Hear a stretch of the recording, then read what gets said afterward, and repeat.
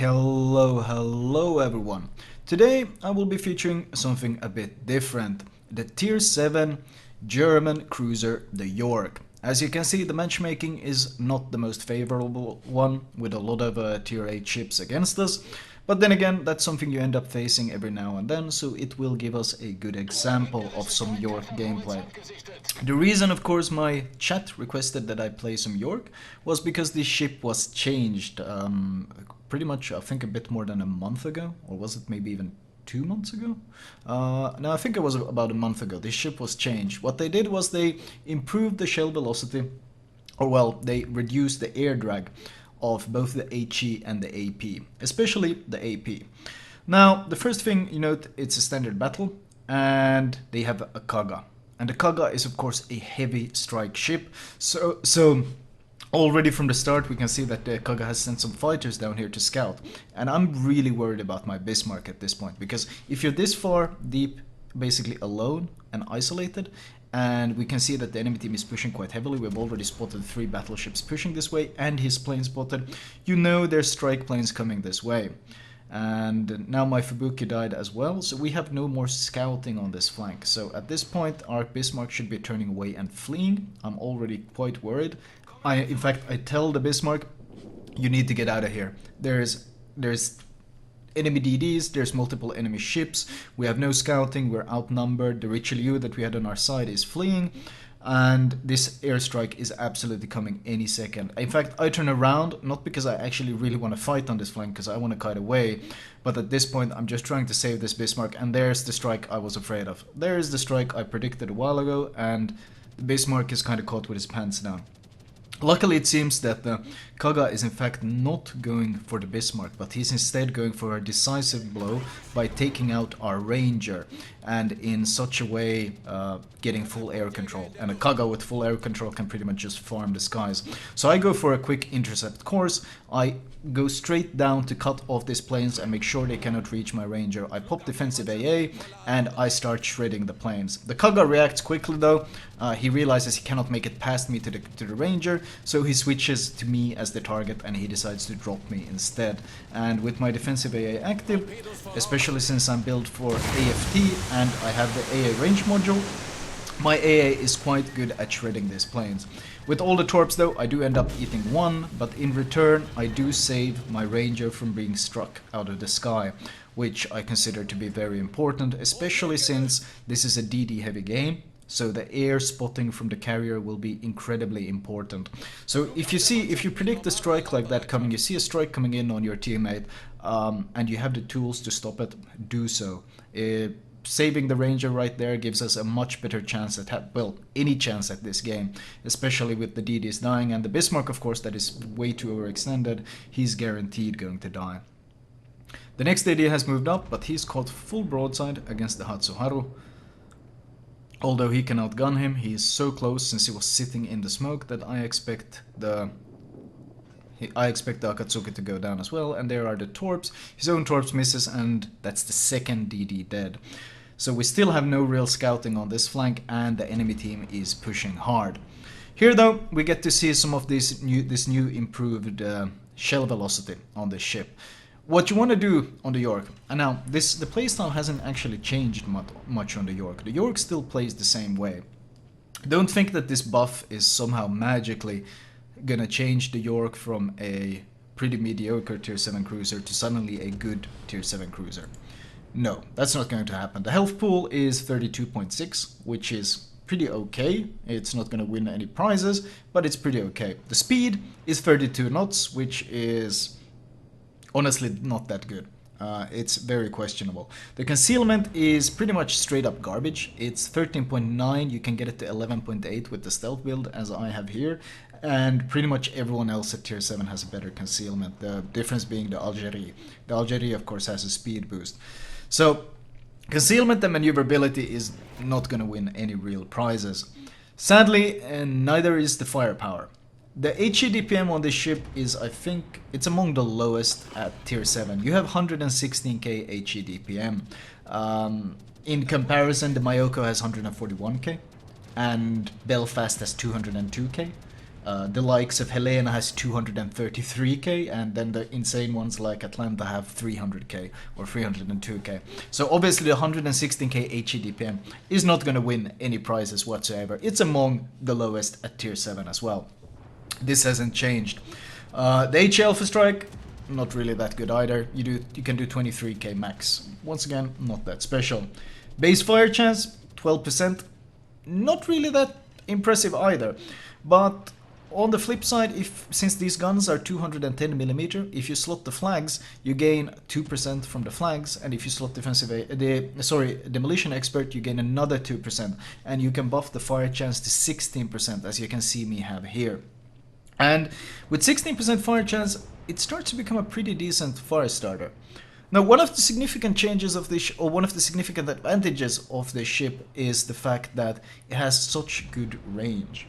At 17.3 kilometers, you can quite easily sit that well. You see the range I am at. I'm basically kiting away and I'm just farming these enemy battleships that are pushing in. And this is pretty much the optimal positioning and the optimal situation you want to put your Yorck into. A situation where you can continually kite and continually farm the ships pushing your way. And you can see that fire chance starting to kick in here with all these shells that we are landing. The improved shell velocity of course makes it easier to land the shells, which makes the ship more comfortable to play. That doesn't change that the turret traverse is still quite abysmal. Expert marksman is practically mandatory on the ship because the turret traverse is so slow. It's one of the few cruisers where you actually have to run expert marksman because this ship is such old design or whatever. The turret traverse is abysmal. The default turret traverse is 34.6 seconds. To put it in comparison, the Algerie has a 25.7 second turret traverse, which is shared with the likes of Belfast, Fiji, Indianapolis, New Orleans has 27 point something. So it's among the worst. Not as bad as Mallorca, but among the worst. Another significant advantage that this ship has, well, one of the significant advantages that the ship has though, is that it benefits from the German cruiser HE penetration. Normally when you calculate HE penetration in this game, you take caliber and you divide it by 6 and that's your HE pen. For example, if we take Algerie's 203mm guns and we divide it by 6, we end up with 34mm of HE pen. The Yorck on the other hand, or German cruisers, they get divided by 4 instead of divided by 6. So what this means is that your HE pen is actually 53mm because you divide 210 by 4 instead. So what this ends up being a surprisingly consistent damage dealer. In fact, you can see when I'm shooting these battleships, tier 8 battleships that I'm killing or farming, you can see that I'm actually getting a lot of penetrations and not a lot of shattered shells. And that's simply because of that improved HE pen, making it so very good at the role I'm playing it in right now. So even though the AP shell velocity has gained significant improvements, what I'm doing right here is still the bread and butter of the Yorck. Kite away, target battleships, farm them. This is still the thing that this ship is among, well, what it is best at. It's not the best out of all the cruisers. I mean, even with this 16% fire chance, you're pretty far from being the best fire starter in the game. I mean, you can reach 15% fire chance on Boise and Helena. You can reach 18% on Indianapolis. So the fire chance is not anything special, but it's the combination of good range and now pretty good shell velocity and good HE pen that makes it very, very strong against these incoming pushing battleships. The AP is actually quite good since you got German AP. The problem is, of course, you don't have any of those improved AP angles that, for example, the Indianapolis or the New Orleans has. So you need a lot of broadside to make use of it. And in general, if you're shooting battleships at long range, considering how consistent the HE is, most of the time you want to be sticking with this HE and just farming them. The issue here is, of course, that the enemy has pushed into our spawn. I've asked my team to help me on this flank, but they've kind of kept pushing into the enemy spawn instead. which makes life quite hard. And I'm continually forced to use to dodge and just kite away. Note that I'm using priority target a lot here. For example, the reason why I knew to turn away before that Queen Elizabeth even shot, I started turning very early. That's because my priority target went from number 1 to number 2, meaning 2 people were targeting me. And this kind of information lets me know that, well, the Queen Elizabeth has his guns on me and I need to be very, very careful. I'm so low on health at this point, at 13k, and the Queen Elizabeth keeps shooting HE at me, which is an issue because I can't angle against it. And the other ship, the Bismarck, has 380mm guns, which is also an issue because, well, the York doesn't have that good of an armor. The armor on the ship on the nose is 16mm, which gets overmatched by 230mm. So you can angle against cruisers, but any sort of battle cruiser or battleship is going to overmatch your nose. And the main hull armor is 25mm, that is the deck armor and upper belt. So that 380mm that the Bismarck has is going to overmatch that armor as well. So trying to push into either of these doesn't work because I can't angle or bounce either of their shells. All they need to do is hit me and they will be scoring penetrations. So I'm kind of relegated to this kiting farming duty, but I am trying to do the best out of it, and we do have a Richelieu that's pushing into the cap. Sadly though, whereas their push seems to be going quite well, my teammates' push just has gone pretty much to shit at this point. We're losing all our ships. They're surrounded in the enemy base and they're just being killed. The Richelieu does get the Kagero spotted, but I don't think he's actually landing any shells on him. No, he's whiffing all his shells and I think he's just gonna get torped. At 16 kilometers, regardless of the improved shell velocity, I don't consider my odds of hitting the Kagero that good to begin with. Although now looking at it, I realized that Richelieu somehow didn't hit him once, because if he had hit him even once, then the cap would have gotten reset. Somehow the Richelieu managed to whiff all his shots, and now I'm actually regretting my choice of not shooting him, since the capping is going quite fast at this point. They're almost at halfway, and I am going to be forced to push into this cap quite soon, which is something you don't want to do. Because, well, as I mentioned, the ship is slow, it's not particularly agile, it doesn't have any real armor, and my effectiveness isn't really going to increase from going closer. Only until when I get in torpedo range, which is 6 kilometers, will I be more efficient at my job. So at this point I am forced to turn. I could keep kiting away, but I have to push in, I have to get the resets, and, well, I want to win the game, obviously. I always play for the win. And at this point, well, I have no choice but to actually just charge into this cap and take the fight to them. I do get some resets on the Bismarck, which is very important. I managed to score a high caliber, an arsonist, and now I got the Witherer for 60,000 HE damage, or sorry, fire damage. Also got some nice bonfires going on this Queen Elizabeth's, that is because his damage cont. I'm trying to kill him off as soon as possible, so I don't have to deal with his incoming HE volleys, and I can just deal with dodging the Bismarck volleys.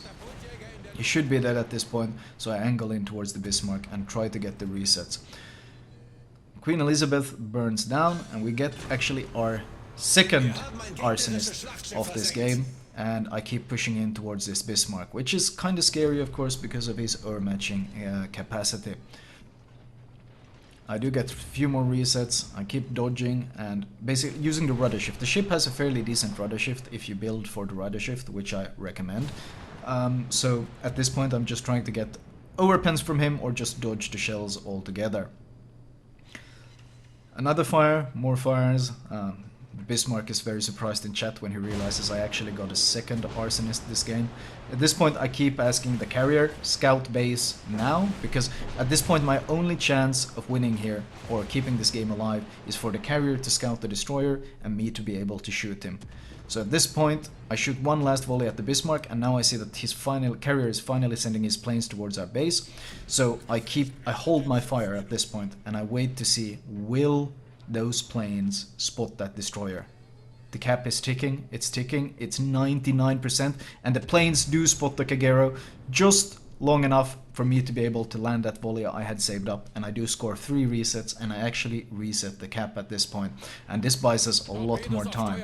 The issue here is though that I am practically point blank range to the Bismarck, and at this point this is the last place I wanted to be. I needed to get this close to get the resets in on the destroyer, otherwise we would have lost, but now I'm stuck against a ship I can't angle against, and his secondaries are gonna absolutely eat me alive.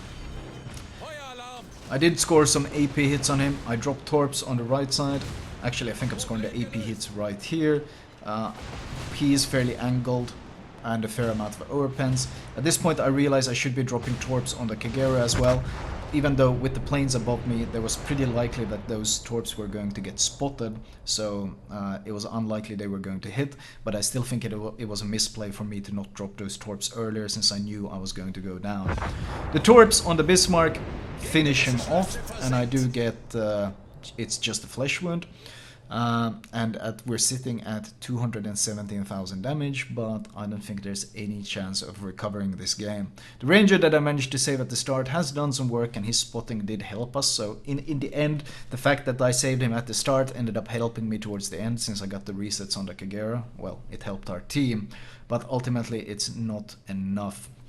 And the guys in chat recognize me, but at this point I think this game is over. What is pretty amusing about this game is though that my chat told me later that this Yorck score, 217,000 damage, is apparently like the third highest. I don't know if it's the third highest in the world or if it's just the third highest in Europe, but apparently it's pretty close to the record.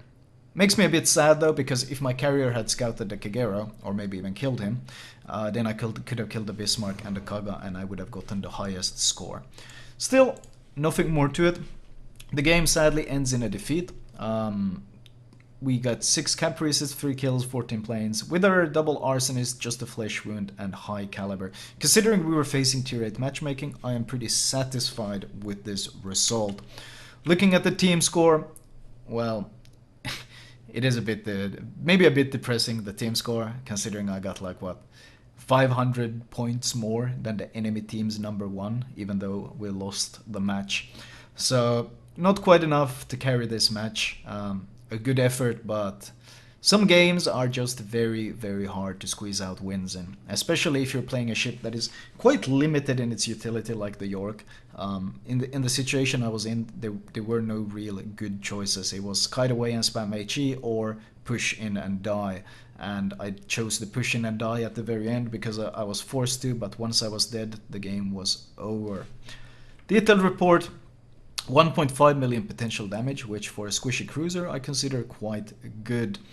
A lot of HE spam, not surprisingly, consistent heavy damage from them. Not too much torp, not too much YOLO.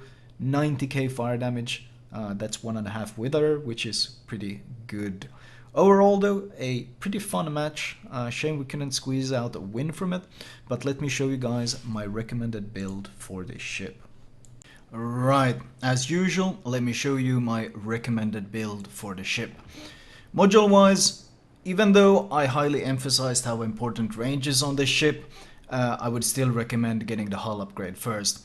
The reason for this is that the hull upgrade is so incredibly strong on the Yorck. It gives you 5.4k health, considering you start with 27k, that's a pretty significant change. It improves, well, the secondary improvements are pretty unimportant, but it gives you a ton of AA, it gives you rudder shift as well. So it's so many things at once that are in general very, very useful for your ship, that I do recommend getting the hull upgrade first and then building into the range mod. The default range is 15.7, so it's not like you're going to be completely crippled without having it. No, the ship plays quite well at stock. It's obviously significantly better once upgraded, but go for the hull first, range upgrade next.